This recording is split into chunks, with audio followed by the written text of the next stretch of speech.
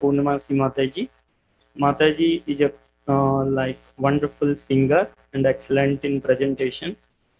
She does a lot of temple services, deity place decoration, keeping flower vases for deities, event decoration, and many other temple services. With that, we will welcome Purnamasi Mataji by loudly chanting one time Hare Krishna Mahamantra. Hare Krishna, Krishna Krishna, Hare Hare, Hare Rama, Rama Rama, Hare Hare. Over to you, Mataji. Thank you, Prabhu. Thank you. Hare Krishna, dear devotees. Thank you. Thanks to Satyasar Prabhu for giving this opportunity. As I've always mentioned, and I feel that from my heart, I am not qualified. But this is, again, a means of purifying my own consciousness. As I read through and prepare for the class, that is what it strikes me. It is not for, talking to others. It is more purifying myself from within. So with that notion in mind, I would like to start today. We'll start the program with Jai Radha Madhav. Ananya will lead us into the bhajan.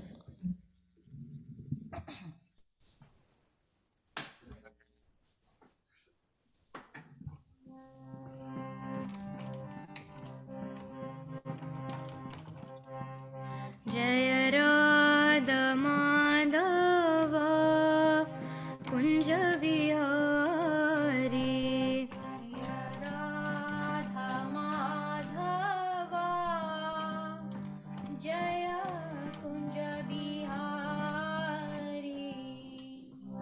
Jaya Radha Madhava Kunja Vihari Jaya Radha Madhava Kunja Bihari Jaya Gopi Jana Vallabha Girivaradhari Jaya Gopi Jana Vallabha Girivaradhari Jaya Gopi Jana Vallabha Girivaradhari Jaya Gopi Jana Vallabha Girivaradhari Yashodanandana Braj Jana Ranjana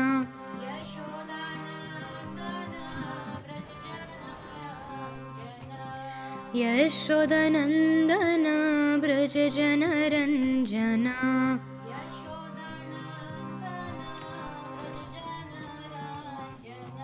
Yamunatira Vanachari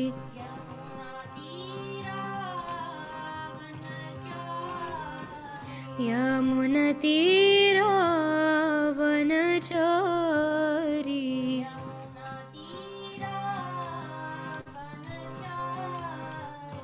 Jaya Radha Madhava Kunja Vihari Jaya Radha Madhava Kunja Vihari Jaya Gopi Jana Vallabha Girivaradhari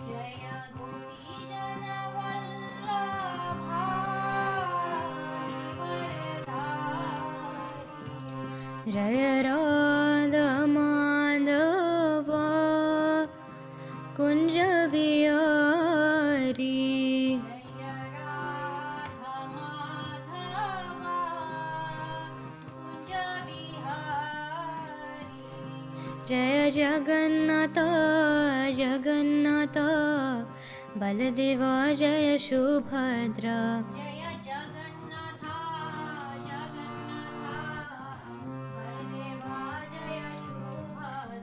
Jaya Nitai Gaur Sundar Nitai Gaur Sundar Jaya Nitai Gaur Sundar Jaya Nitai Gaur Sundar Jaya Nitai Gaur Sundar Jaya Nitai Gaur Sundar Jaya Nitai Gaur Sundar Jaya Nitai Gaur Sundar Jaya Jaya Prabhupada, Prabhupada, Prabhupada, Jaya Prabhupada. Jaya Jaya Prabhupada, Prabhupada, Prabhupada, Jaya Jaya Prabhupada. Jaya Jaya Gurudev, Gurudev, Gurudev, Jaya Gurudev. Jaya Jaya Gurudev,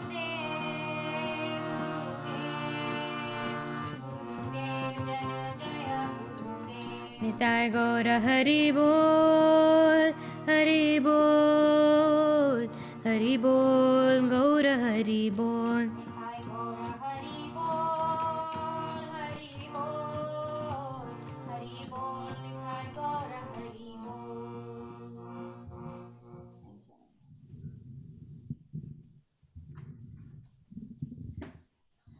Do our pranam mantras.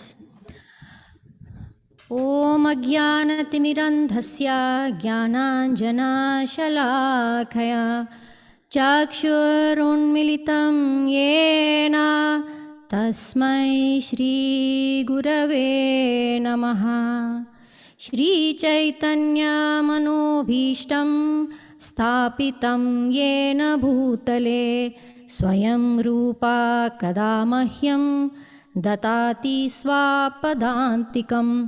वन्देऽहं श्रीगुरोर्श्रीयुतापदकमलं श्रीगुरोर्वैष्णवांश्च श्रीरूपं साग्रजातां सहगणा रघुनाथान्वितां सजीवं साद्वैतं सावधूतं परिजनसहितं कृष्णचैतन्यदेवं श्रीराधा कृष्णपदान् सहगणा ललिता श्रीविशाखान्वितांश्च।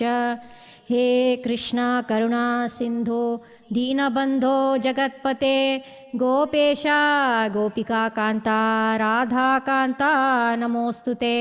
ताप्तकाञ्चन गौराङ्गी राधे वृन्दावनेश्वरी वृषभानुसुते देवी प्रणमामि हरिप्रिये। वाञ्छाकल्पतरोभ्यश्च कृपासिन्धुभ्य एव च पतितानां पावनेभ्यो वैष्णवेभ्यो नमो नमः। जय श्री कृष्ण चैतन्य प्रभो नित्यानन्द श्री अद्वैत गदाधर श्रीवासदि गौरभक्तवृन्द। हरे कृष्णा कृष्ण कृष्णा हरे हरे हरे राम राम राम हरे हरे। ओम नमो भगवते वासुदेवाय। ओम नमो भगवते वासुदेवाय। ओम नमो भगवते वासुदेवाय। मुखां करोति वचलं पंगुं लंघयते गिरिं यत्कृपा तमहं वन्दे श्रीगुरुं दीनतारणम्.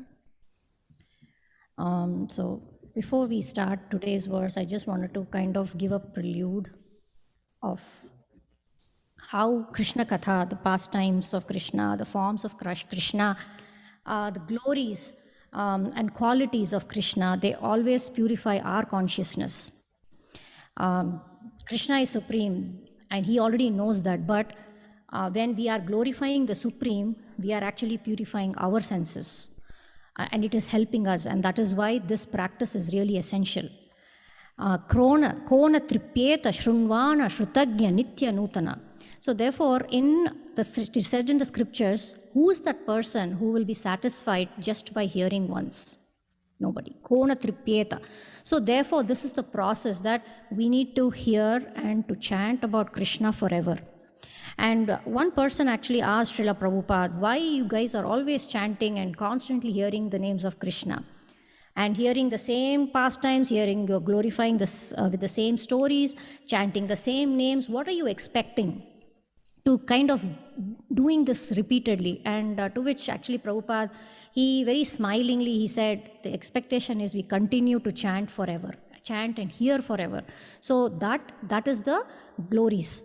And one of the Krishna's qualities mentioned in Bhakti Rasamrita Sindhu is ever freshness. Nitya Nava Navayana.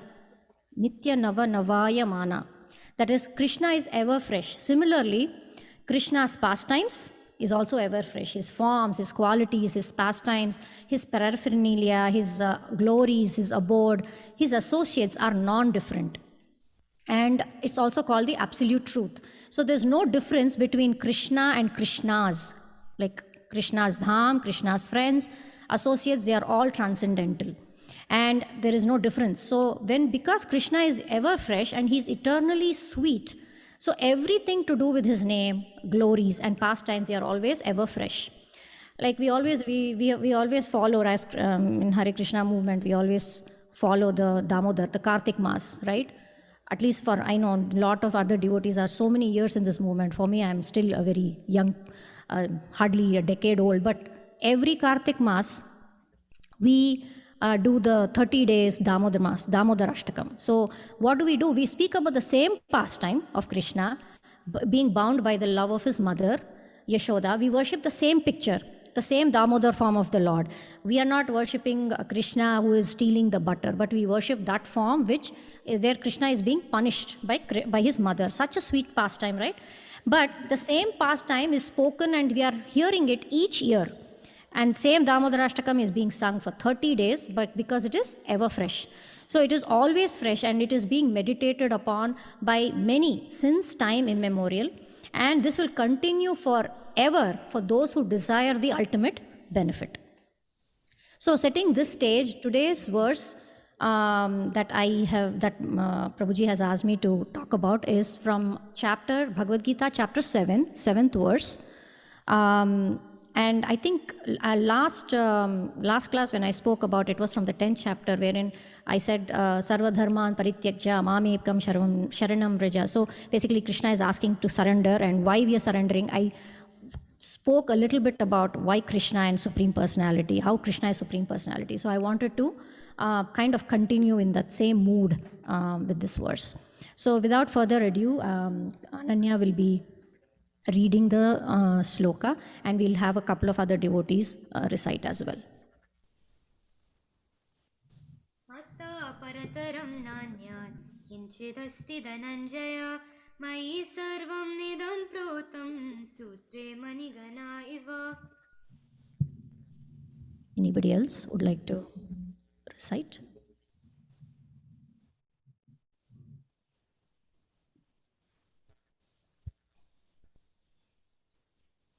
It is chapter 7, text 7. 7.7. Yes, 7.7, Prabhu.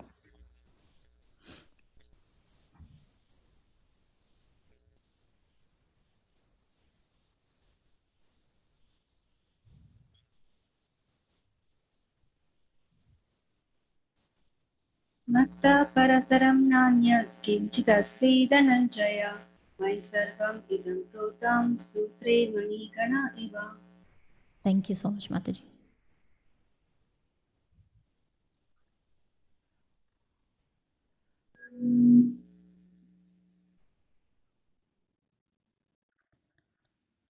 Matta parataram nanyat kinchidasti dhananjaya mai sarvam idham protam sutre manigananiva. Anybody, Prabhus, would like to read or recite? Yeah, 1 minute. I can read Mataji. Sure, Prabhu. Matta parataram nanyat kinchid asti dhananjaya mayi sarvam idam protam sutre manigana iva. Thank you, Prashant Prabhu. Matta parataram nanyam kinchit asti dhananjaya mai sarvavidam protam sutre maniganaika. Thank you, Radha Damodar Prabhu. I think I'm sorry if I'm. Yes, ma'am. Okay, thank you. I was testing my hearing capacity. Okay. Mataji, is anybody? Matta parataram nanyat kinchit asti dhananjaya mai sarvam idam protam सूत्रे मणिगणा इव. Krishna Mataji, I can go. Sure. माता परतरं नान्य किञ्चित् अस्ति धनञ्जया मयि सर्वमिदं प्रोतं सूत्रे मणिगणा इव. Thank you. Wonderful. Can I go, Mataji? Yeah, sure. Prabhu. मत्तः परतरं नान्यत् किञ्चिदस्ति धनञ्जय मयि सर्वमिदं प्रोतं सूत्रे मणिगणा इव. Beautiful. Felt like Kantashala is singing.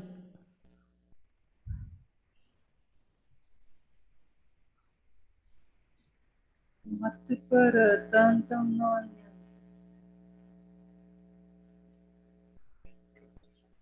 I am not able to hear Prabhu.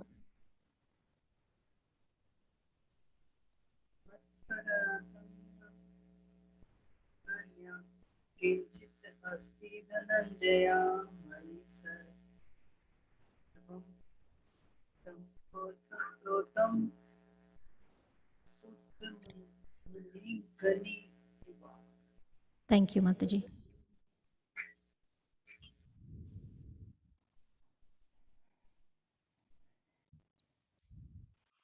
Vishnu want to go, Mataji? Okay.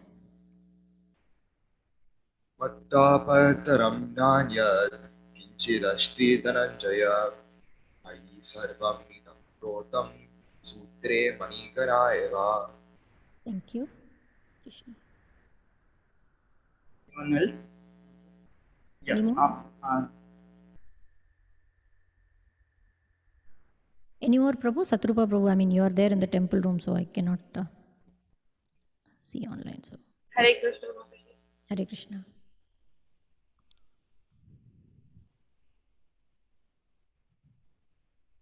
मताप्रतरं नान्यत् किञ्चित् अस्ति धनञ्जया मयि सर्वमिदं प्रोतं सूत्रे मणिगणा इव. Thank you, Mataji. Thank you for the wonderful recitation of the verse, Prabhus and Matajis. We move on to the translation and purport by our A.C. Bhaktivedanta Srila Prabhupada. Prabhupada ki jai. Translation. O conqueror of wealth, there is no truth superior to me. Everything rests upon me as pearls are strung on a thread. Purport.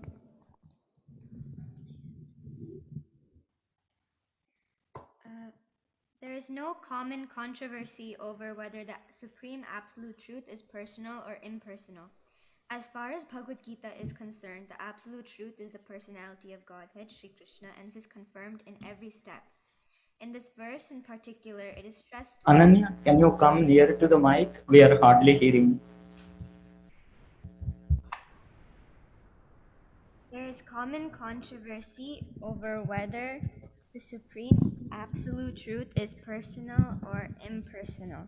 As far as Bhagavad Gita is concerned, the absolute truth is the personality of Godhead, Sri Krishna, and this is confirmed in every step. In this verse in particular, it is stressed that the absolute truth is a person, that the personality of Godhead is the supreme absolute truth, is also the affirmation of the Brahma Samhita, Ishvara Parama Krishna Satchidananda Vigraha, that is the supreme absolute personality of Godhead is Lord Krishna, whom is the primeval Lord, reservoir of all pleasure, Govinda, and the eternal form of complete bliss and knowledge. These authorities leave no doubt that the absolute truth is the supreme person, the cause of all causes. The impersonalist, however, argues on the strength of the Vedic version given in the Tashvatara Upanishad, Tato yad uttarataram tad arupam anamayam ya etad vidur amritas te bhavanti atetare dukkam eva pyanti. In the material world, Brahma, the primeval living entity within the universe, is understood to be the supreme amongst the demigods, human beings and lower animals. But beyond Brahma, there's the transcendence, who has no material form and is free from all material contaminations. Anyone who can know him also becomes transcendental, but those who do not know him suffer the miseries of the material world.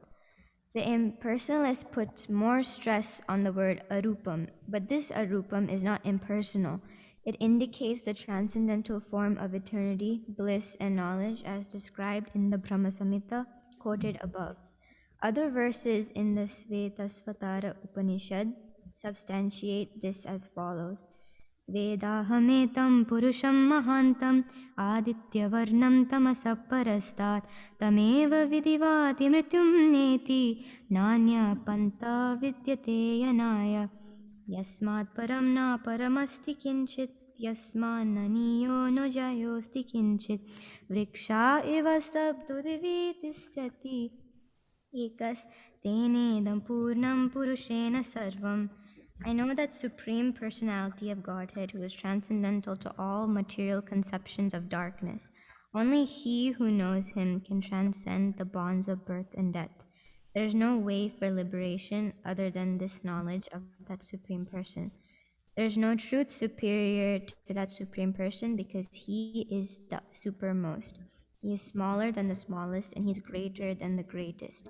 He is situated as a silent tree and he illumines the transcendental sky, and as a tree spreads its roots, he spreads his extensive energies. From these verses, one concludes that the Supreme Absolute Truth is the Supreme Personality of Godhead, who is all-pervading by his multi-energies, both material and spiritual.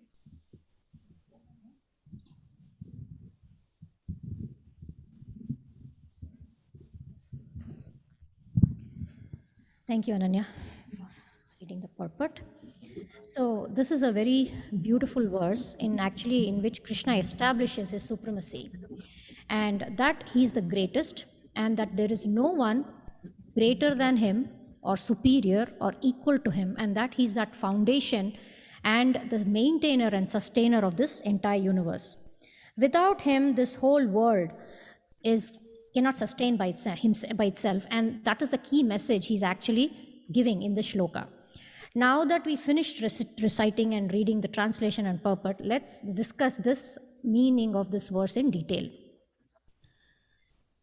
So here Krishna says, "O Arjuna," that is Dhananjaya, which is Dhananjaya is another name of Arjuna, and that is one of the names of Arjuna is Dhananjaya because he's conquered wealth. Dhana means wealth and Jaya means conqueror. So since Arjuna conquered wealth, he's also called Dhananjaya. O Arjuna, kinchid asti, there is nothing. Parataram, superior. Mattaha, to me, and that is the meaning of the first two verses here. Then he says, Mai sarvam idam protam. Idam means refers to this world or the universe. Mai sarvam idam protam means everything is pervaded by me. Means Krishna is pervading throughout the entire universe, which means Krishna is entering into everything and he's also sustaining. This was a very eye-opening when I was going through this, what it means. You know, he's into everything and he's maintaining and sustaining at the same time. And then what is the meaning of this third line is, we know how difficult it is to maintain something, right? For example, relationships you take, for example, when youngsters are dating, it is just they go out for dinner and that's it. There's nothing like a maintaining, right? But once that relationship proceeds and kind of you get into thoughts of getting married and you're married, then comes the responsibilities of a family, the householder duties, the balancing of the different traits of the individuals. So maintenance is a lot more. Like, for example, I'm into gardening now. So the nursery, the person who grows plants in the nursery, compared to the person who goes and picks the plant and brings it to the house, there's a lot more maintenance involved. It's not a one-time thing. It's not that you bring the plant and you just leave it and it'll survive on its own. No. So there is, of all the creation, maintenance and destruction, which is the most important and difficult position? is maintaining, and that is what Krishna has taken upon himself. Brahma, no doubt, he's the secondary, he's the creator, but he's not done it on his own. He's again got it from Krishna, but he's the creator. Shiva is the destruction. To kill something, to kill the plant, it's easy. To create once it is done, but the most important thing is maintaining, because that is the most difficult. When I get deities, it's not like I've got them and they will take care of themselves. No, there is that service that we need to do. So there is always that process and that thing that is involved in doing, and so maintenance is the most challenging and the most hard part. And even for that matter, people who take care of the cows, maintaining of the cows, not an easy task. They all they have a particular rhythm. It's not just buying a cow and leaving it. No, they have to wake up at that particular time, they have to feed it, they have to milk it at the particular time, otherwise the cow is in a very bad state. It's very uneasy. So that is the reason the maintenance is the most difficult and challenging thing, and that is what Krishna has taken on himself to do. So how does Krishna do this? That's what he says. He says, Sutre mani gananiva, which means just like pearls strung by a thread, strung on a thread. Now there is a thread that is connecting all the pearls, and what we are all seeing is how beautifully the final end product is the necklace that you are seeing. But we barely look at the thread that is the underlying thing that is actually keeping all these pearls together, that's connecting all these pearls together. And if that thread or that connection is not there, then what is it? Then you don't call it a necklace. It's just a loose pearls which of no use. The use comes only when it is on the thread, and then you're wearing it on your adorning it on your neck. So if it is not there, then it gets dispersed. So although we cannot see the string behind the pearls, it is that string that holds the pearls together. Similarly, with our material eyes, we may not be able to see Krishna directly or physically, but we need to be rest assured that due to the presence of Krishna as the foundation of universe, as the underlying source of sustenance of the universe, everything in the universe is existing. And everything in this universe is following a pattern. If you look at the seasons, is just one aspect of it. The sun and the moon rising, the seasons changing, all this is happening because of Krishna.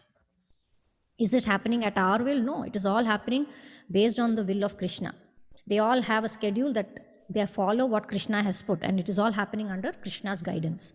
So as I was preparing this, all pervading, I wanted to kind of understand what does all pervading mean, inside and outside of everything. So in Srimad Bhagavatam, in his form as Mahavishnu, he exhales and millions of universes come out of his pores. This was a very beautiful verse when I was chapter on Bhagavatam, when I was reading this. And the same Lord, he expands himself as Garbhodakshay Vishnu, and he enters into each universe. And so he is there inside the universe, and he is also there outside the universe. So that's why Krishna says in Bhagavad Gita that he expands into so many forms. The Lord has multiple forms. He exists in different places. He is sometimes outside, sometimes inside, simultaneously. So he is all pervading. When all pervading in terms of in time and space, and he exists at all times. That is what all pervading means. Now, what does it mean, all pervading in time and space? We cannot say Krishna will exist now and he will not exist in some other time. He's existing only at this time, but he ceases to exist at other times. So that is not. He always exists, irrespective of time and space. Next, he is existing at all times. That means we cannot also say that Krishna is only in this place. He cannot be in that place. So people in Maharashtra are worshipping Krishna. You cannot say, oh, Krishna cannot be in Andhra Pradesh. Or if Krishna is in India, Krishna cannot be in US or Australia. So Krishna is everywhere. He was there. So he is all pervading throughout the time and throughout space.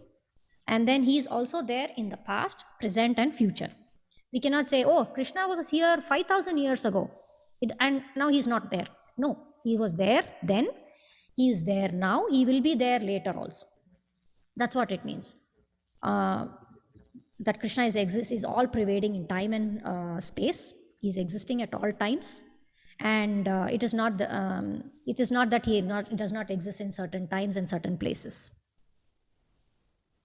He is there at all times and is there in all places. He is pervading and he is entering every nook and corner of every single universe, and he sustains them. Now, we know how, as husbands who are married, they know wives are high maintenance. At least my husband feels so for me. And already having one wife is a big problem. And usually, whenever Krishna's name is taken, people always portray him that, oh, he's married 16,108 wives. But he manifests and expands himself. That is his Prabhav Prakasha. That is one of his types of expansions. And to be with 16,108 wives, he's built a palace for each one of them. Again, when a materialistic person looks at this, who does not understand, okay, from the through a bona fide acharya and a disciplic succession, he'll see the perverse meaning that, oh, Krishna is enjoying with 16,108 women. But if we know what Krishna's quality, one of the qualities is Atmaram. He is self-satisfied. And why he married 16,000 women is because he had to free them from the demon Bhaumasura. And in olden days, the chastity, if another person even touches the finger of that lady, the chastity is lost. So here, these women were abducted. So since they were abducted, no other men would come forward to marry them. In order to protect their honor and dignity, and that they are not remained unprotected, Krishna marries them. That is the story behind it. But what the perverse mentality of the materialistic people, they think of Krishna as a common man. They think the perverse way. That's the issue. And thanks to our acharyas, we understand this perspective better, and we can relate to it, how Krishna is so supreme. He can manifest himself. He can be here, he can be there, and it's also said that he can be with his 16,108 wives at the same time. Please. So that's where when men want to get married to more, they should be able to do this. I mean, at least manifest into another form to support two families. I sometimes joke that way. You can't sustain one woman, try this. So the second example is the story. Like sometimes we feel, I'm basically saying this example is, we always feel, is this possible? Krishna can really do this? I mean, with our materialistic, we cannot put Krishna and box him and say, oh, Krishna can only do this. He cannot do that. Similarly, I remember a story that comes to my mind is the story of Narada, the cobbler and the Brahmana. So we know Narada is the traveling Muni, right? He is always in his veena and always chanting Hari's names. So when he goes and stops near at the Brahmanas who's offering prayers, and he says, okay, the Brahmana asks him, okay, what are you doing? How is Lord Hari these days? He says, yeah, he's there, he's busy, he's threading an elephant through a needle. The Brahmana, who has been doing, puja and service so many days, is like, is it? How can Krishna thread an elephant into a needle? But the same story, when a cobbler asks Narada, he says, how Lord Hari is, and the cobbler says, oh, great, my God, Hari can do anything. So that was the attitude of the cobbler, that he knows and that he cannot perceive Krishna's unlimited potential, unlimited energies, unlimited manifestations. So for us materially, we may think, oh, such a big elephant, how is it going to go into that needle small hole? But for exalted devotees who know the truth and the supremacy of the Lord, they know that for Krishna anything is possible. There is nothing that is impossible. So next, coming to the underlying invisible foundation, he says he is the underlying foundation of the entire universe. So when we see a building, what are we seeing? We can't see the foundation unless and until you are visiting the place in its initial stages. And at that time, I don't have a clue what is going on. I get very overwhelmed to look at just, the foundation, the pillars, it's just a mess, and I can't even relate to what is happening. But when we finally come and look at a finished product, what are we seeing? We are seeing the nice walls, we are seeing the huge windows, we are seeing the roof, the decorum, same way. So similarly, our materialistic eyes, we cannot see or perceive Krishna or the Supreme Lord. But does that mean that Lord is not there? No, he always exists. And it is only due to his existence that the world is existing. So let's see how Krishna is present everywhere and what he explains. And he explains this in the next verse. He says, Rasoham apsu kaunteya prabhasmi sasi suryaho. So rasa means taste. Aham, me. Apsu is water. So he says Krishna says he's the taste of water. And when you drink water, it quenches our thirst. What quenches our thirst? Is it the water itself? No, it is the taste of that water that quenches, and that taste comes from Krishna. And the essential property or characteristic of every single element is Krishna. He is that active principle, and any object has qualities, which means it has, and that is only because of Krishna. Now, some might think, object, is it only living and non-living? It is both. That's what he says. For living beings, we know we have a soul. The body is moving because of the soul that is inside. But even when the soul is not there, there is still a super soul. So for example, a sugar cube, it does not have a soul, but from where does it get the property of being sweet? It is coming from the super soul, because he says he is in the prati anu, he's in the atoms, and he's in the particles of everything. So Krishna is there. Because of Krishna's presence, even inanimate objects possess some qualities. So in this way, in water, that is the active principle of everything. He's the taste of water. Then he says he's the light of the sun, the sunlight and the moonlight. That is the verse where he says, Prabhasmi sasi suryaho. That's where he says that he is the light of both the sun and the moon. Though the sunlight and moonlight are different. Sunlight is more heat, whereas moonlight is more cooling. But the heat or cool, whatever, that is coming from Krishna. And so Krishna is the source of all the properties. The effulgence is coming from Krishna.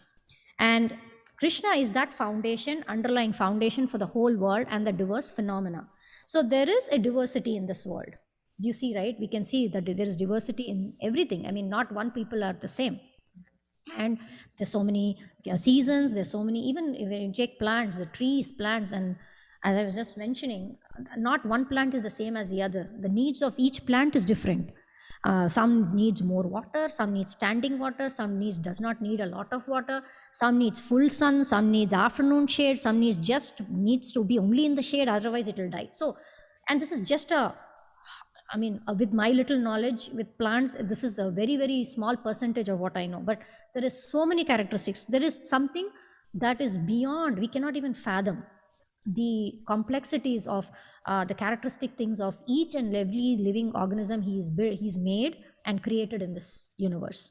The bees, how without bees, if bees are not there, what can happen? We know. But all this is happening effortlessly under his guidance. Nobody's telling the bee, go sit there and now move to another flower. No, it does it automatically, and everything is so meticulously functioning under the guidance of Krishna. 84 lakh species in this world. Each species behave in a certain way.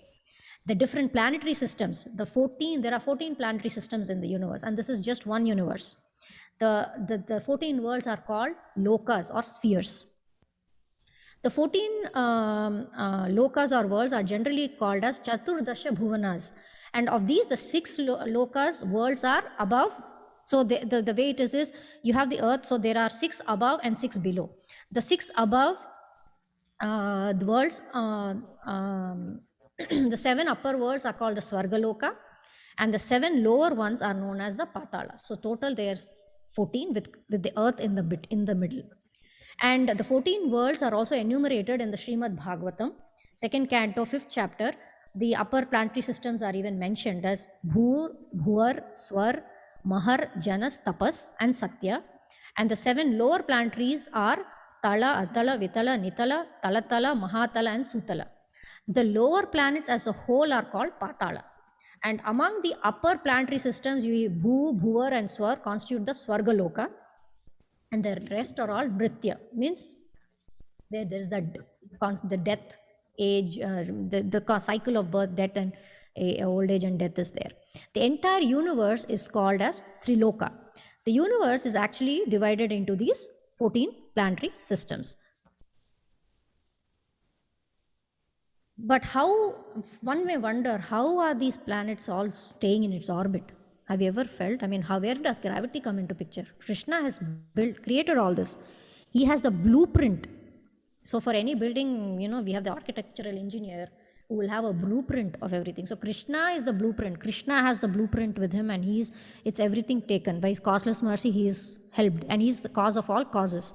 So the effects in this world, there are so many wonders, and one of the wonders that my husband always loves, he talks about, is the Northern Lights. I don't know if devotees have heard. Northern Lights is called the Aurora Borealis. These are also called the bright dancing lights of aurora, and they are actually the collisions of electrically charged particles from the sun that enter the Earth's atmosphere. And these lights are actually seen at the magnetic poles of the northern and southern hemispheres, like where Arctic and Antarctic, that's where I'm talking about, this happens. And they are known as Aurora Borealis in the north and Aurora Australis in the south. And aurora displays appear in many colors, and like mostly green and pink are very common. There are other shades of red, yellow, blue, green, and violet also have been reported. And it is like a curtain of lights. It is beautiful. Just look up some video. It's just mind-boggling to see the creation and the creator behind it. These lights appear in many forms: patches, scattered lights with streamers, and rippling curtains of shooting rays that light up the sky with an airy glow. And it all happens in the night time. And what causes this northern lights? Because it happens because of a result of collisions between the gaseous particles in the Earth's atmosphere with charged particles released from the sun. So that's the scientific reason. But we know behind all this, how is it happening, even these collisions to take place? It's under Krishna's guidance. So this is happening at frequent higher latitudes and places like Alaska, Canada, and Antarctica that are closer to the Earth's poles is where you can witness this. The second is another Niagara Falls, and many more. I mean, if the list is endless to see the wonders of Krishna. So Krishna is beyond this world, and yet he is inside every nook and corner of the world. So this is to just enumerate some of those examples. Like we can see his hand, his role in everything as a maintainer. And also he's outside. Although he's outside, he's also inside the world. And without him being inside the world, and he cannot sustain, without him, the world cannot sustain by itself. So he stays within the world while maintaining it, and also beyond this world. And one who loves him sees him everything and feels his presence and affection and utilizes everything in his service. So we need to develop that love for Krishna by practicing bhakti yoga. And then we can see Krishna everywhere. He is everywhere, but we cannot see him because we don't have that love. And when we have love, we can then attribute that Krishna is there everywhere and feel his affection. Since everything is connected to Krishna, we get inspired to utilize everything in Krishna's service. And that is the true nature of devotee. And the devotee knows Krishna is everywhere. And when the devotee is mature, he sees Krishna everywhere. And when someone has that love for Krishna, then everyone can perceive Krishna everywhere and see everything in connection and in relation to Krishna. We need to understand Krishna is beyond this world. At the same time, we cannot equate him as a common man. He's transcendental to the world and is within the world as well as the maintainer. So Krishna consciousness means seeing Krishna everywhere. Let us understand what Sambandha, Abhidheya, and Prayojana is. I remember talking about this. So first, before in order to kind of love somebody, first we need to understand who he is, understand the relationship, what is the type of relationship. Then we have a process, and then prayojana is finally the goal. right? So abhidheya is the process, prayojana is the goal, and sambandha is the relationship. What kind of a relationship? Every entity has a relationship, right? So for example, marriage. When you know pelli chupulu, they say for then they go to see the person. That is the first step.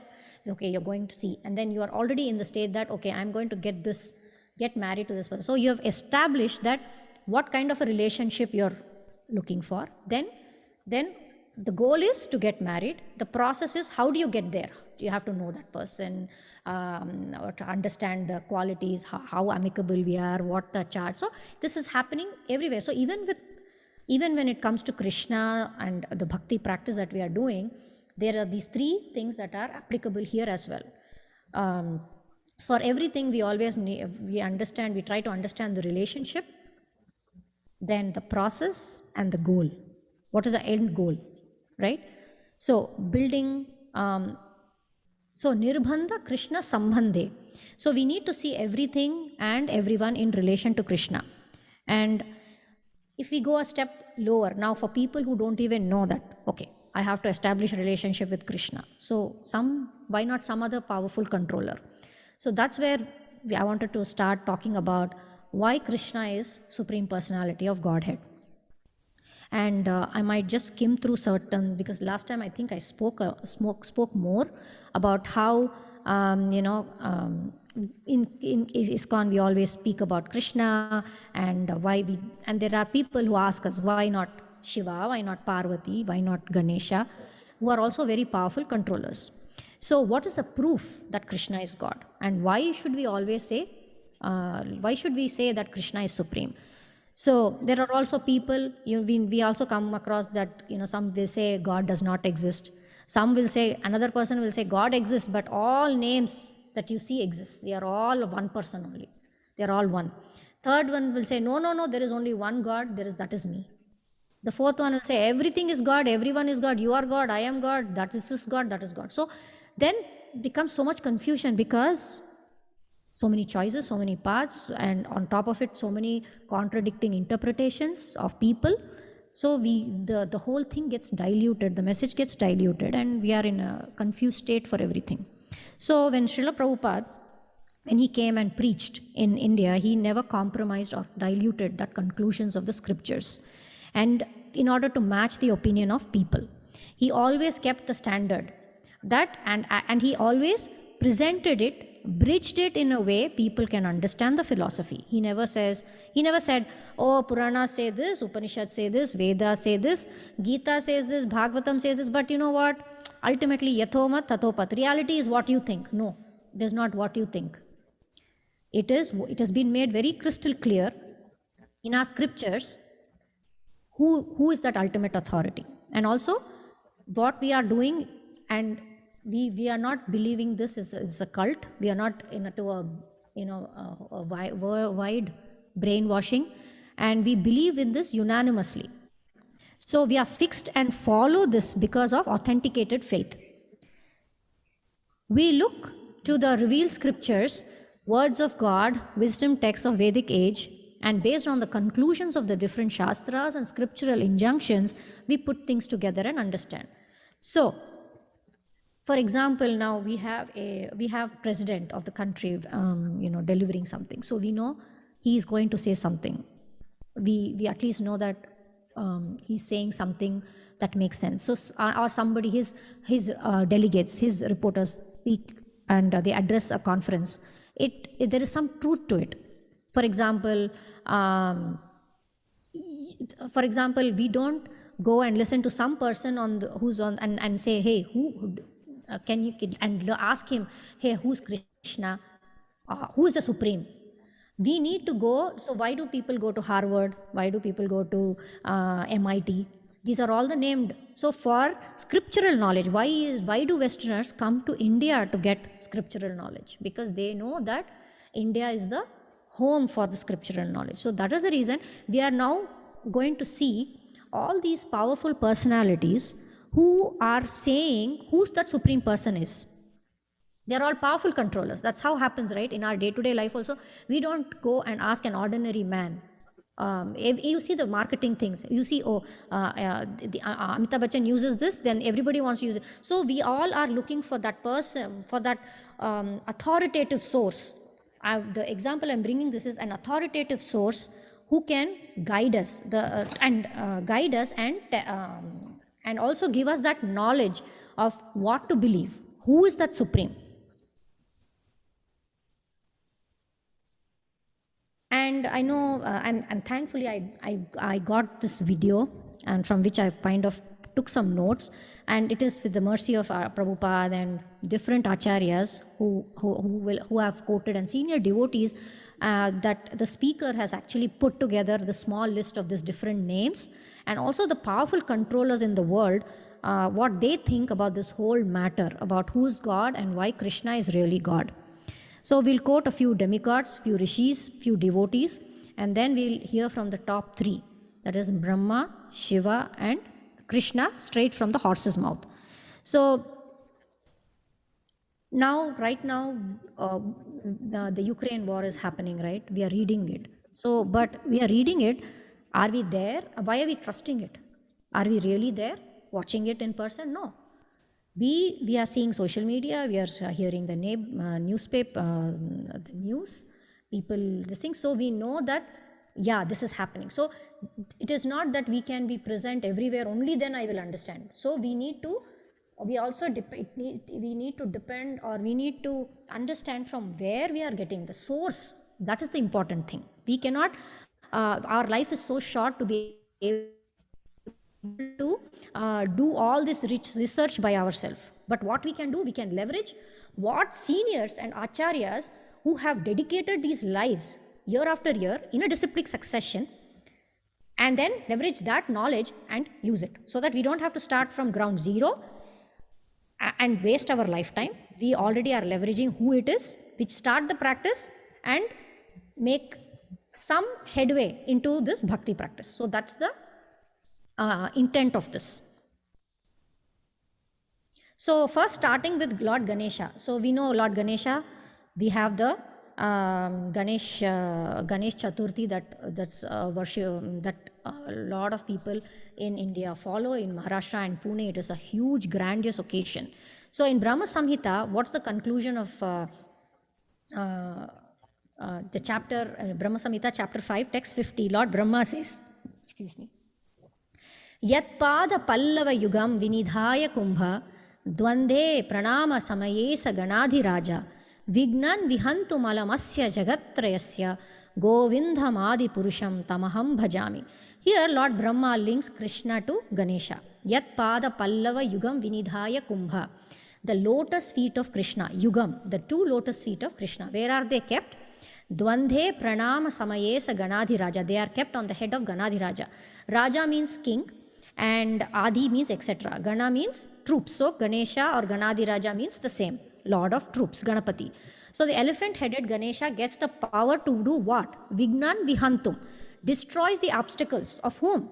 Jagatrayasya, of all the personalities in all the three worlds.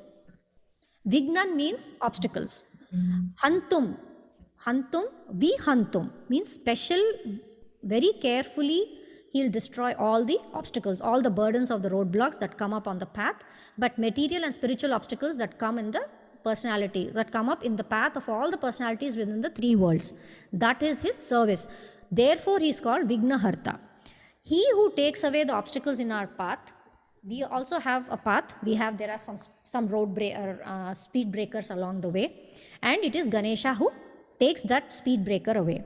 Now the question comes, where does Lord Ganesha get that power to uproot those speed breakers? So Brahma says, Dvandhe Pranama Samayesa Ganadhiraja. Lord Ganesha gets the power to uproot, destroy all the obstacles in the path of all the jivas in the three worlds by clasping, holding the two lotus feet of Govinda and putting it on top of his elephant head. This is such a wonderful expression to say how Ganesha acts as a perfect instrument. The actual glory of Ganesha is not to say that he's God.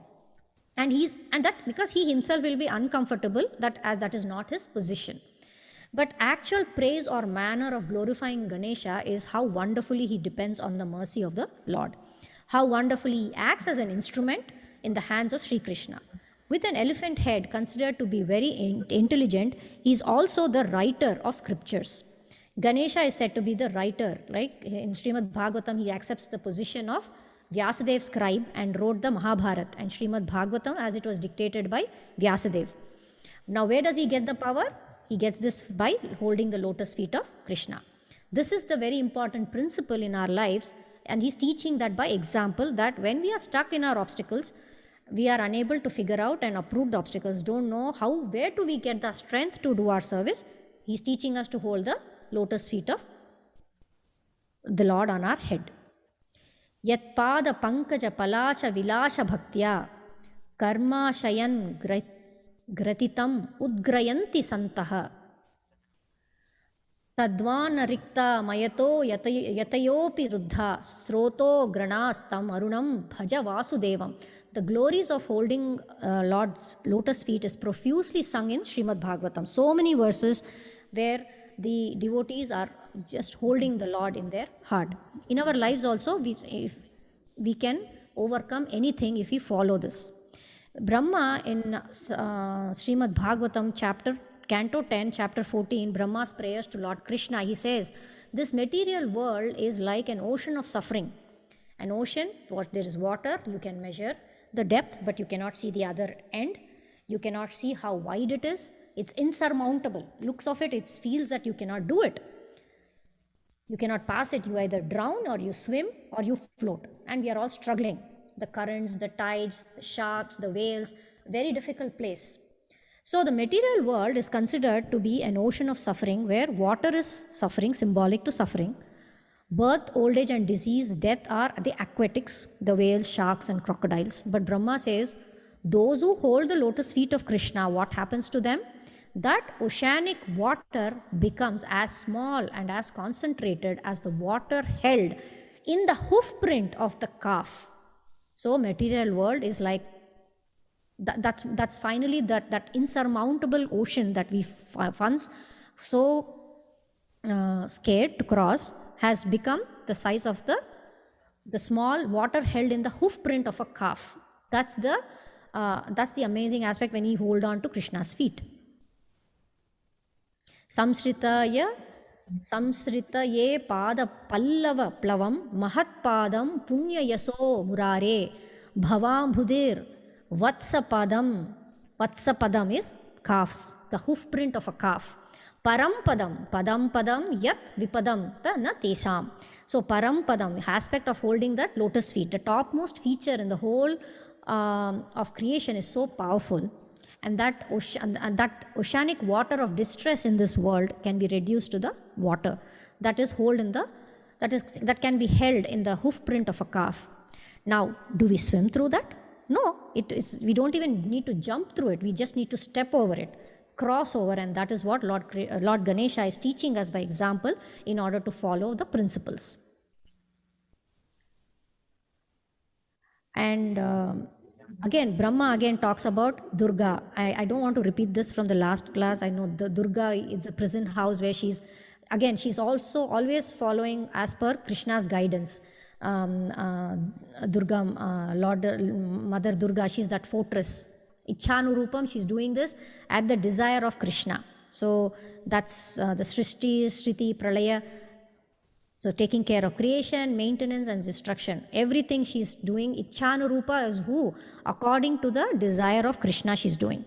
So we spoke about Ganesha and Durga. Then we can talk about Suta Goswami in Srimad Bhagavatam, Canto 12, Chapter 13, Text 1. It is the age of deterioration. And it is the last chapter of Srimad Bhagavatam. The conclusion, he says, Yam Brahma Varunendra Rudra Marutaha Sthunvanti Divyair Stavair Vedhai Sangha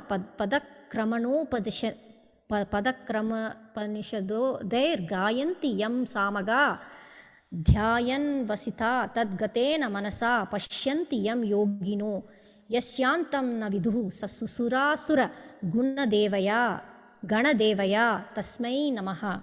So he says, Brahma, Varuna, Indra, Rudra, Maruta, all different names of demigods, different big personalities. One is Brahma in charge of creation, Varuna in charge of wind, Indra, he's in charge of, he's the head of all the demigods, Rudra is in charge of destruction, Maruta, all these in charge of water. And all these five personalities, what do these personalities do? Suta Goswami says, Sthunvanti divyair sthavair, they glorify the transcendental poetry. Divyair sthavair. Now, there's a difference between we have stotra and sthava. Stotra is something that is glorification or poetry, and also like Mukundamala stotra. So this has been repeated by the previous acharyas. Sthava, that is Rupa Goswami's Sthavavali, or Raghunath Goswami's Rupa Goswami's Sthavamala, and Raghunath Das Goswami's work is called Sthavavali. So that is basically, it is a natural and a spontaneous outpouring, heartfelt effusions from the heart. That's the difference between the two. And these acharyas, when they are writing the stuff, they are not planning to do so. They just sit and it just pours and they start writing. So that is what he's telling, that these demigods, they have this outpouring transcendental glorification on the spot. With transcendental poetry, they go on glorifying Krishna. Stunvanti. And what do they do as support? That is, they take the support of Vedas. So Vedas is our authority. We need to depend on authoritative sources and scriptures, and our acharyas in disciplic succession, to understand why we are doing what we are doing, and we are not following it blindly. Vedhai, using the Vedas. Sa plus Anga, with all other corollaries. Upanishadi means using the Upanishads. Gayanti, they keep singing. So Suta Goswami says that all these demigods with Vedas, Upanishads, Puranas, with all the different sources, literatures, references, they go on glorifying Krishna spontaneously in a transcendental manner.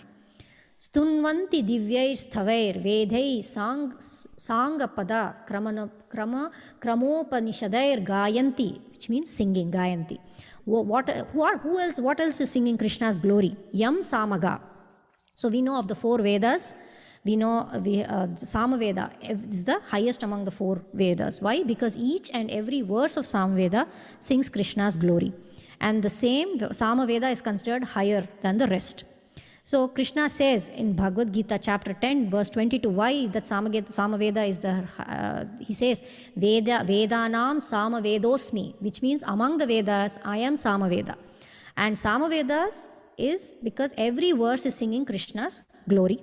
Then Suta Goswami continues, Dhyana vastita tad gatena manasa pashyanti yam yogino. Yogis who meditate for billions of lifetimes with one pointed contemplation, meditation in the hearts of their hearts, whom do they see? They see the Lord of the universe, that is Krishna. Then Suta Goswami says, Yasyantam, and this personality, whether he has a beginning or end, Yasyantam na vidhu surasura gana, means whether demigods or demons or the kinnaras, kim purushas, yakshas, siddhas, so many other charanas, vidyadharas, there are so many types of species and personalities. No one knows the beginning, the middle and the end of this personality, Krishna. Therefore, he is the greatest. This is that ultimate glorification in the last chapter of Srimad Bhagavatam, which has over 360 chapters. And in the last chapter, in the last conclusion, Suta Goswami is giving the jewels through poetry. And he says, Devaya Tasmai Namaha. To that personality, I bow down. Suta Goswami says, Krishna is God. Durga again says, connected to Krishna, following instructions of Krishna. Lord Ganesha keeps the lotus feet of Krishna on the head to do his service. I have few more personalities, but we are up on time. Probably I will only dedicate just talking about the personalities and their realizations of how Krishna is supreme maybe next time. Thank you, Prabhu.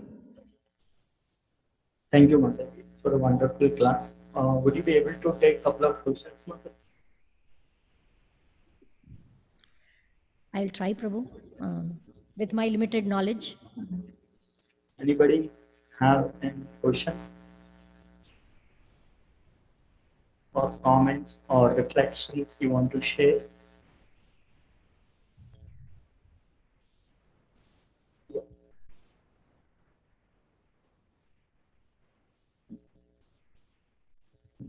Hare Krishna.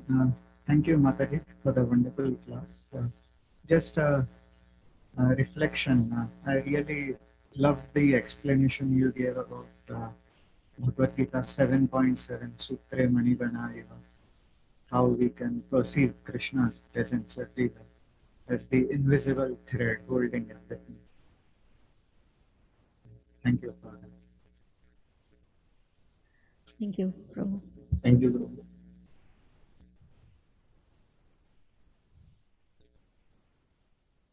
Any other questions in the temple room or online? Online, please raise your hand.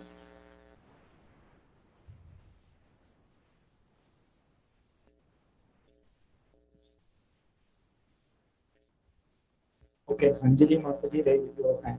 Mataji, can you unmute and ask the question? Hare Krishna Prabhu, Hare Krishna Mataji, just a comment. I really felt that point when you were saying that we hear the same pastime, same things again and again. When you were narrating the story, and speaking about Krishna's glories, everything really felt new and fresh. So, very nice class, Mataji. Thank you for talking about Krishna's glories and his pastimes. Really enjoyed hearing the class. Thank you, Mataji. Thank you. We easily get bored doing the same thing, right? Eating the same thing, wearing the same.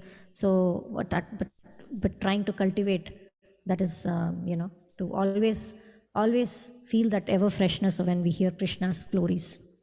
That's our prayer. Yes, Mataji, very true.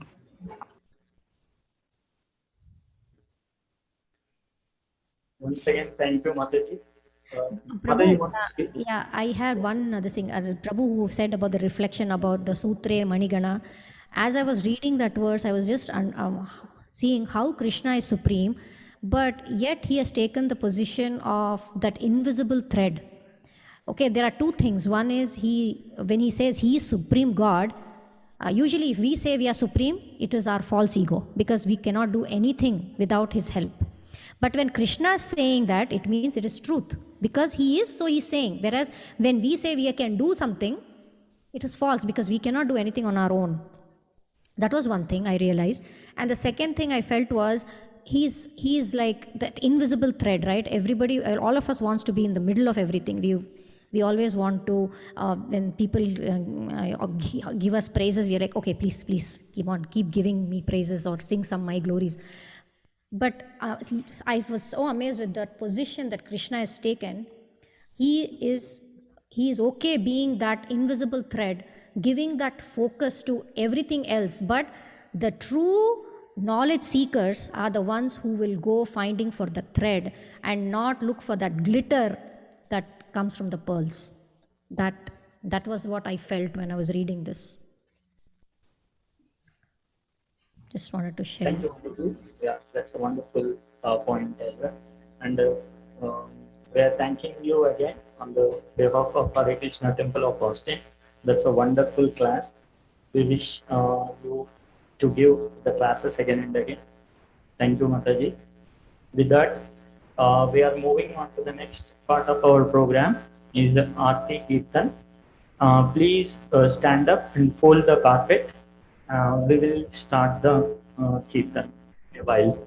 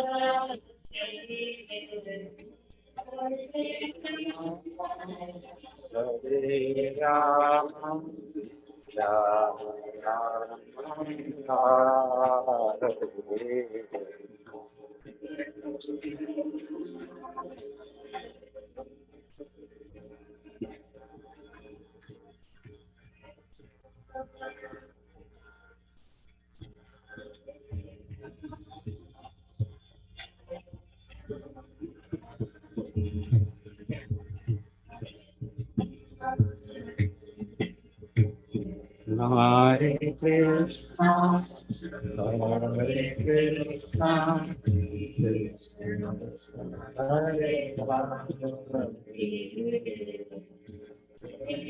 Rama, Hare Rama, Hare Rama.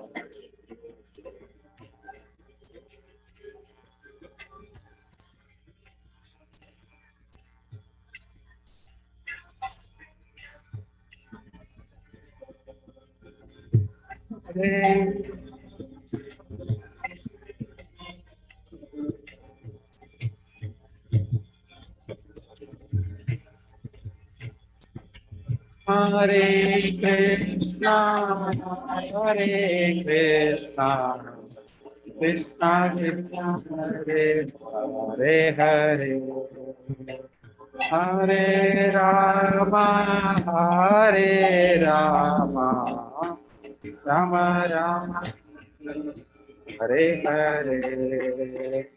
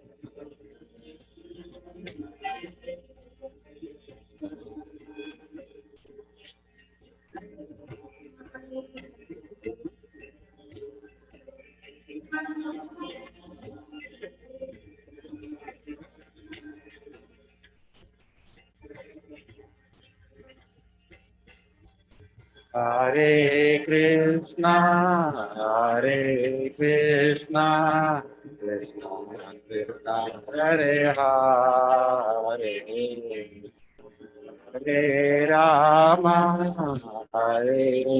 Rama Rama Hare Hare.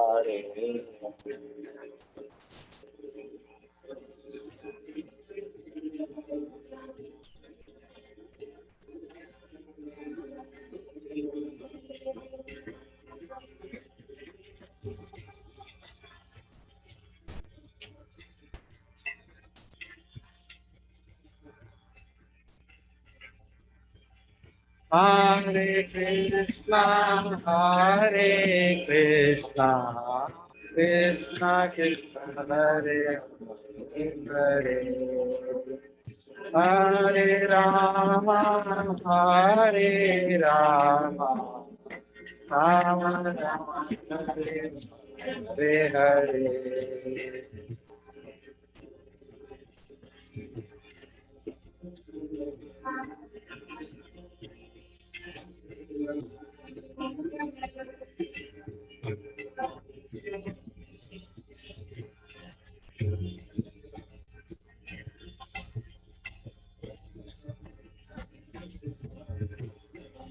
Hare Krishna, Hare Krishna, Krishna Krishna, Hare Hare, Hare Rama, Hare Rama, Rama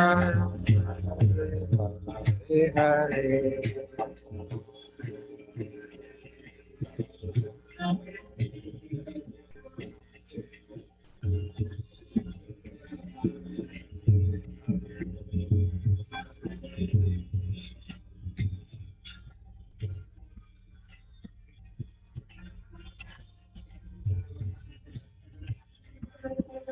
Hare Krishna, Hare Krishna, Krishna Krishna, Hare Hare, Hare Rama, Hare Rama, Rama Rama, Hare Hare. Roll.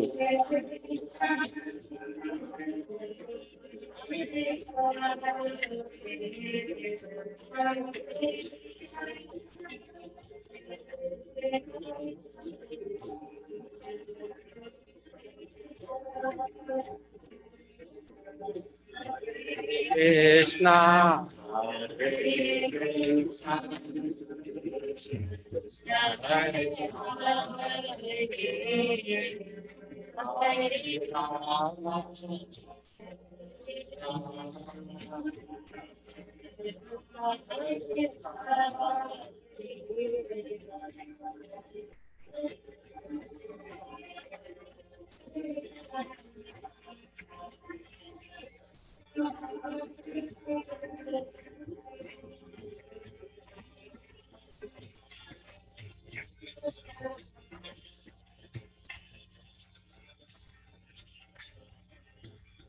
Hare Krishna, Hare Krishna, Krishna, Hare Hare, Hare Rama,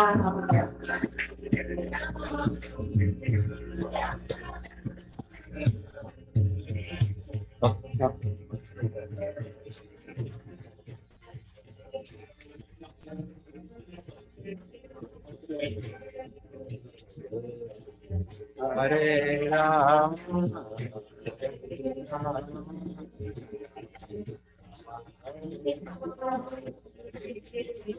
Hare Krishna, Hare Krishna,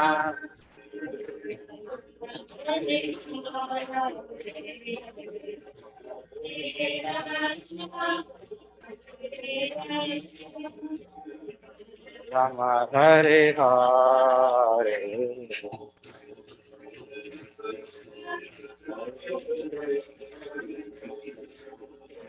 Hare Rama,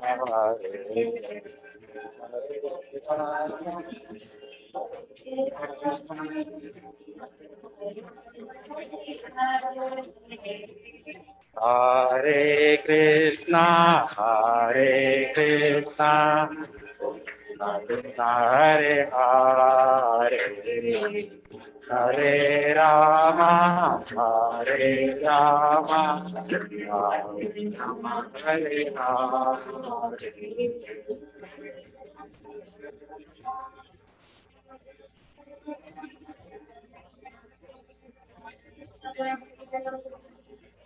Jaya Radha Madhava, Jaya Radha Madhava, Jaya Radha Madhava, Jaya Radha Madhava.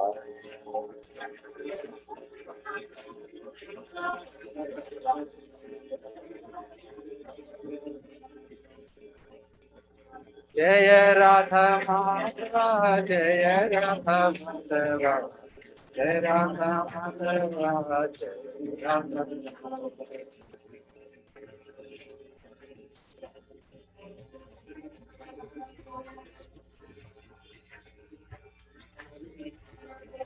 Jaya Radha Madhava, Jaya Radha Madhava, Jaya Radha Madhava, Radha Madhava.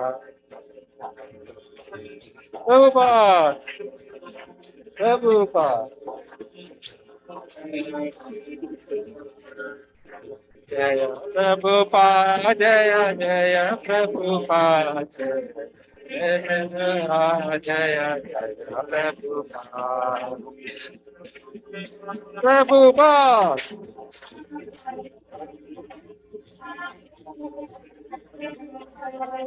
Jaya Prabhupada, Jaya Jaya Prabhupada, Jaya Prabhupada, Jaya Jaya Prabhupada.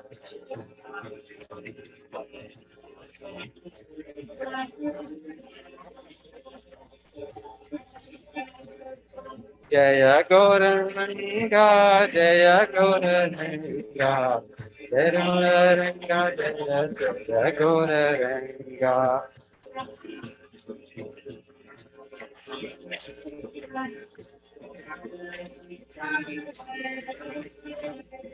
Jaya Gauranga, Jaya Gauranga, Jaya Gauranga, Jaya Gauranga. Na Haribol.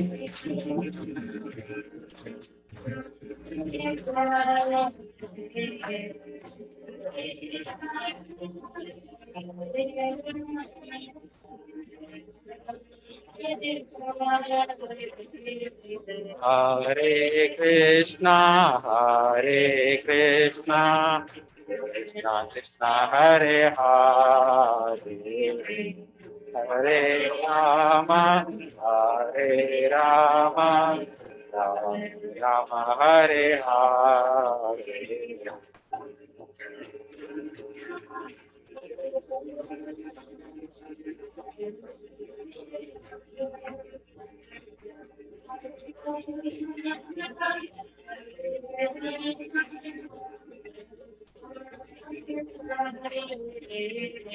Hare Krishna, Hare Krishna, Krishna Krishna Hare Hare Hare Rama Hare Rama Rama Rama Hare Hare.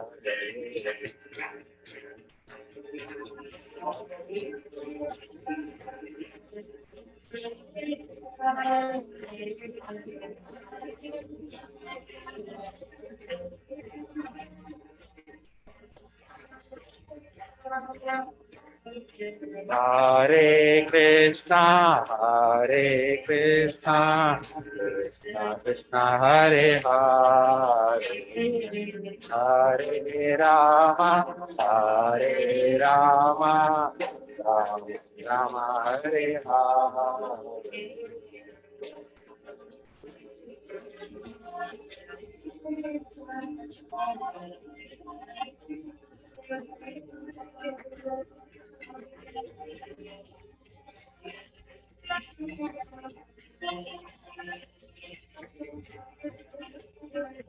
Hare Krishna, Hare Krishna, Krishna Krishna, Hare Hare, Hare Rama, Hare Rama, Rama Rama, Hare Hare.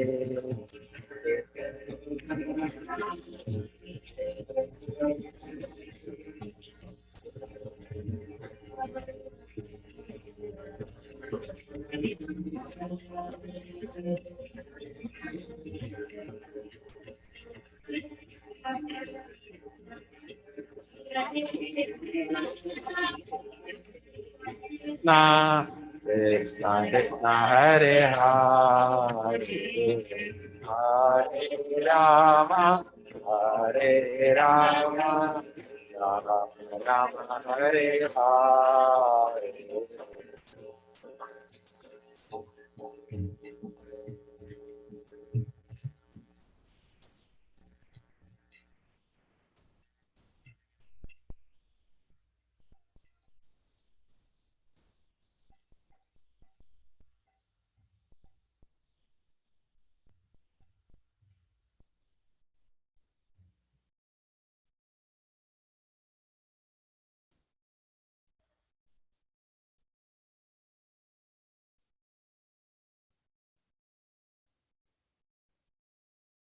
We can pay obeisances. Everybody can bow down.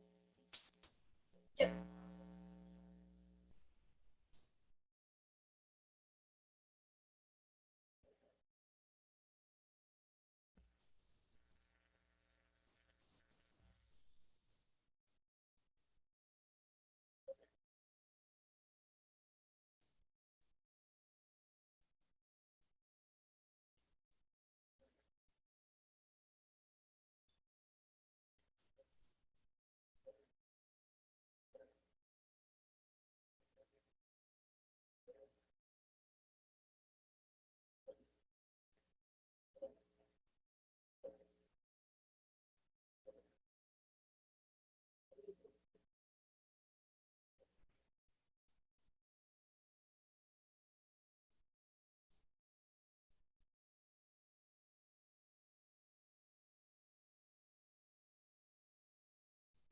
Next is the Narasimha.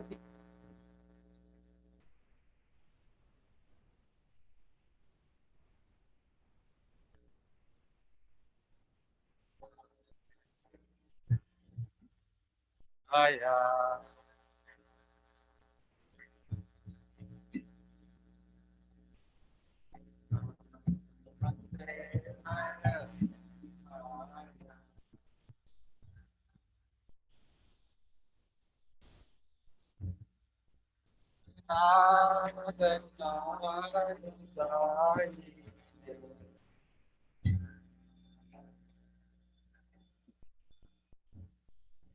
Prahlad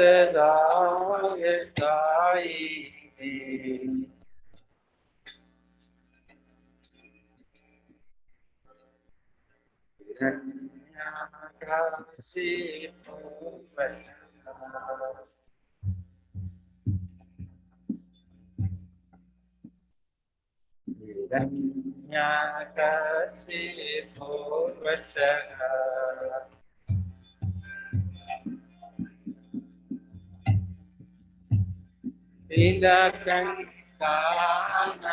नीलकण्ठानकालाये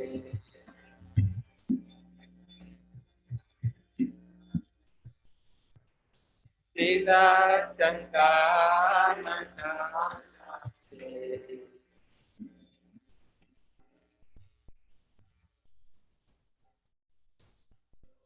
नरसिंहो परतो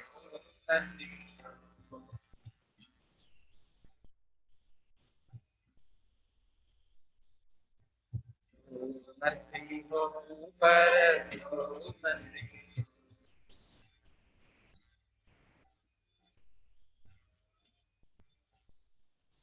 यतो यतो यामि ततो नरसिंहो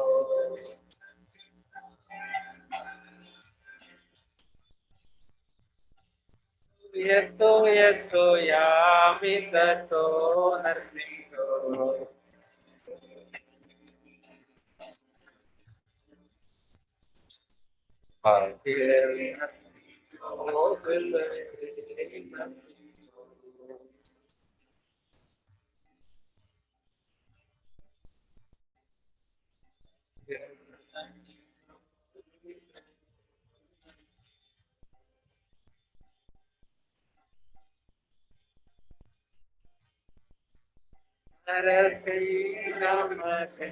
शरणं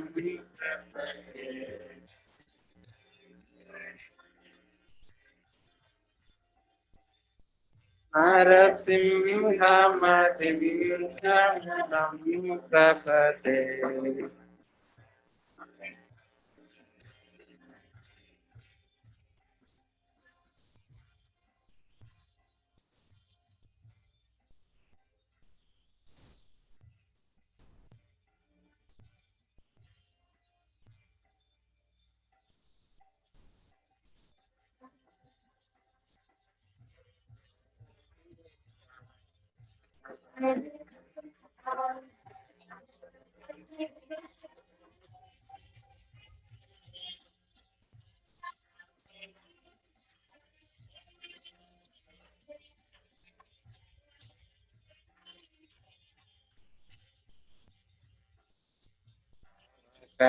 करकमलवरे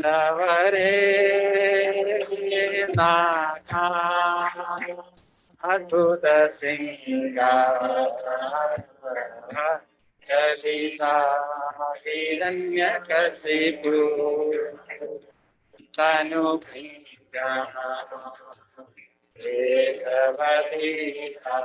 हर हरि रूपा जय जगदीश हरे जय जगदीश हरे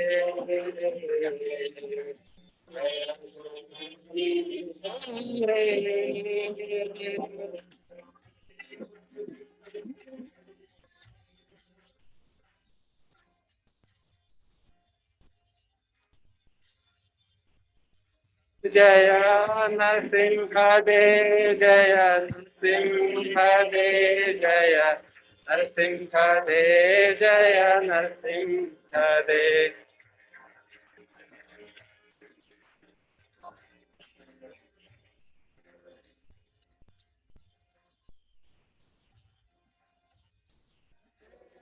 भक्त प्रहलाद जय भक्त प्रहलाद जय भक्त प्रहलाद जय भक्त प्रहलाद प्रभुपाद प्रभुपाद जय जय प्रभुपाद प्रभुपाद जय जय प्रभुपाद गुरुदेव गुरुदेव जय जय गुरुदेव गुरुदेव गुरुदेव जय जय गुरुदेव Hari Bol, Hari Bol. Ya Gora Hari Bol, Hari Bol, Hari Bol, Hari Bol.